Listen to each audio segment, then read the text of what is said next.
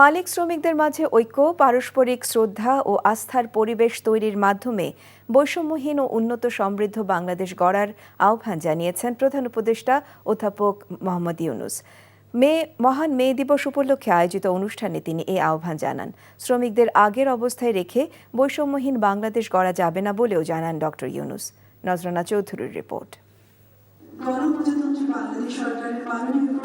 মহান মে দিবসকে বাংলাদেশ সরকার জাতীয় পেশাগত স্বাস্থ্য ও সেফটি দিবস হিসেবেও পালন করে।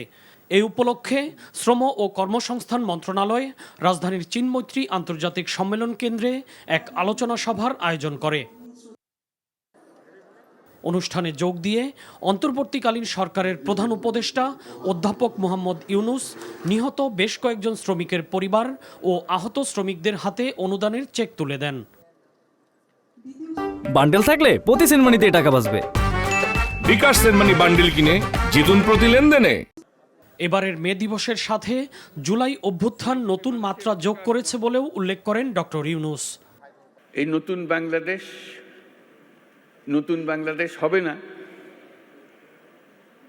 যদি শ্রমিকদের অবস্থা পুরনো বাংলাদেশের মতো থেকে যায়। এটা বাস্তবায়ন না করে জাতির কোনো গত্যন্তর নাই। এই নতুন বাংলাদেশ গড়তে হলে আর কিছু কাগজ দলিল থাকার না থাক, এই কমিশনের যে রিপোর্ট আছে এটুকু যদি আমরা বাস্তবায়ন করতে পারি তাহলে নতুন বাংলাদেশের ভিত্তি রচনা হয়ে গেল। বর্তমান অন্তর্বর্তী সরকার শ্রম অধিকার নিয়ে ইউরোপীয় ইউনিয়ন ও মার্কিন যুক্তরাষ্ট্রের সাথে কাজ করছে বলে জানান প্রধান উপদেষ্টা।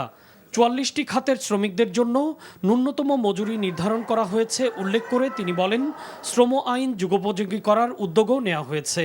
এই দেশকে নতুন করে গড়ে তুলতে হলে ঐক্য, পারস্পরিক শ্রদ্ধা এবং আস্থার পরিবেশ সৃষ্টি করতে হবে।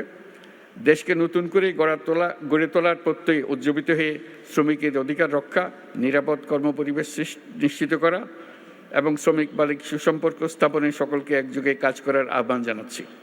শ্রমিকদের সার্বিক উন্নয়নে সংশ্লিষ্ট সবাইকে কাজ করতে হবে বলেও জানান প্রধান উপদেষ্টা।